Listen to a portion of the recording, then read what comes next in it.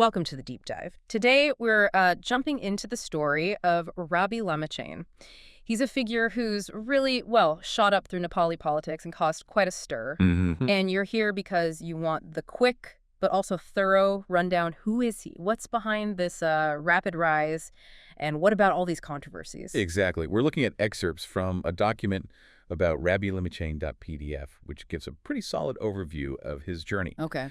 So our mission really is to pull out the key things, understand what drove him so quickly into the spotlight, and get a handle on the allegations he's facing right now. Right. Let's get into it. His path wasn't exactly conventional, was it? He actually spent quite a while overseas in the U.S. Yeah, that's right. In Baltimore, Maryland, held various jobs, and even became a U.S. citizen during that time. Okay.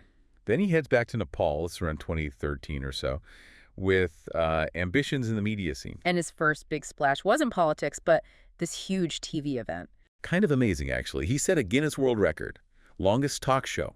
It was called Lord Buddha Was Born in Nepal. Over 62 hours. Wow. Yeah, back in April 2013.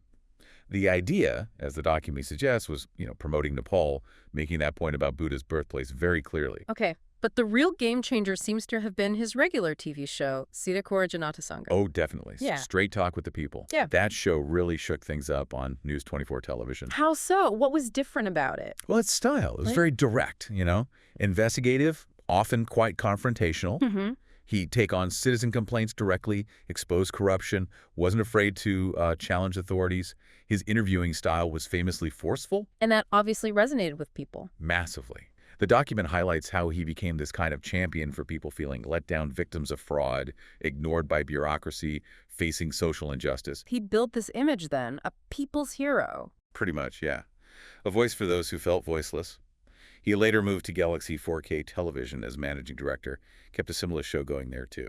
So this huge media platform, this direct connection with people, it feels like politics was almost the next logical step. It really does seem that way. His media work essentially built the foundation. Yeah. He tapped into this widespread public frustration. Right. And the document notes who was really drawn to him. Young people, the Nepali diaspora, Nepalese living abroad, and crucially, those who felt wronged by the system. It's like his TV persona, this fearless advocate, translated directly into political potential. Exactly. People saw him as dynamic, anti-establishment, someone not afraid to, shake things up. His directness, tackling corruption, focusing on everyday issues, that must have hit home for people tired of the old ways. Absolutely. There was a real disillusionment with traditional politics that he seemed to tap into.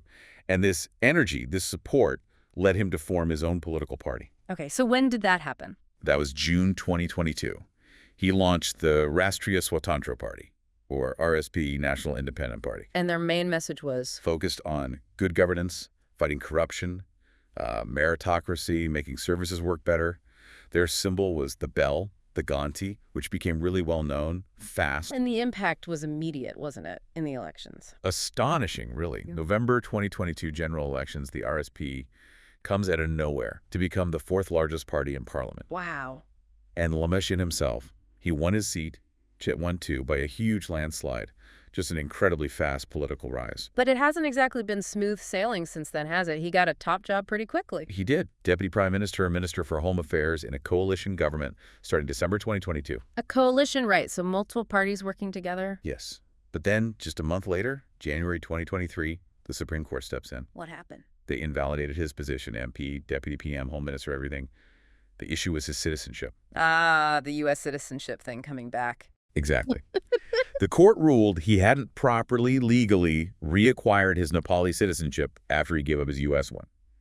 So, technically, he wasn't eligible to hold office. So he had to fix that. He did. He went through the process, reapplied for Nepali citizenship. Did that hurt his support? You'd think it might. Apparently not, or not much anyway. Yeah. Because there was a by-election for that same Chitwan 2 seat in April 2023. He won again, and this time, the document says, with an even bigger margin. Really shows the strength of his base, I suppose. It does.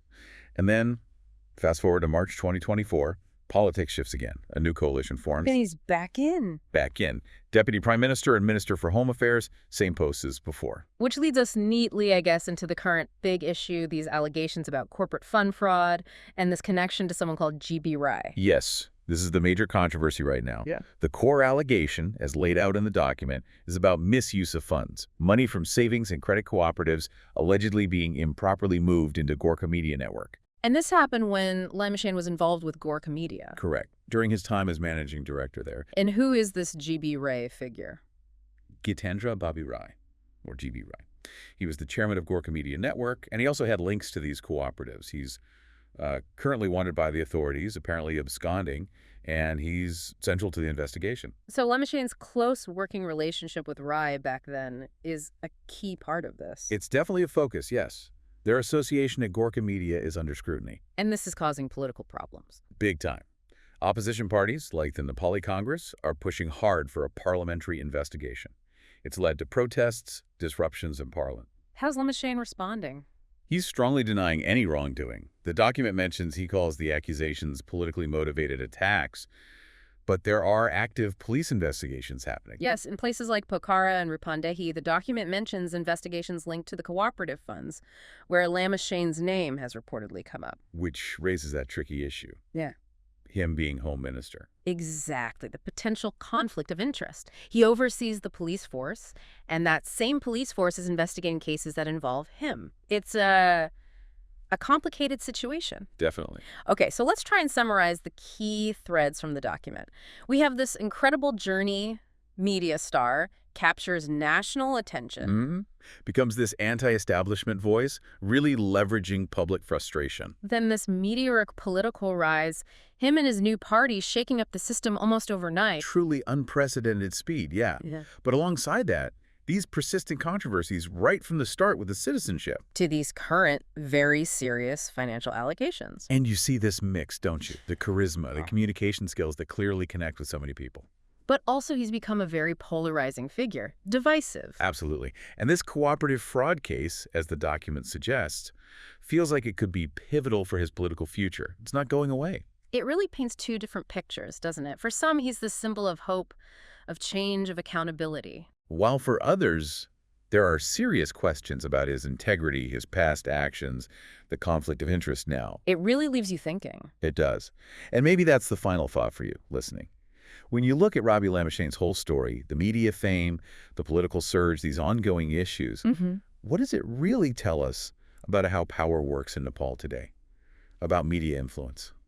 About public trust? Yeah, and whatever happens with these investigations, what might the long-term ripple effects be on the political scene there? Something to definitely mull over.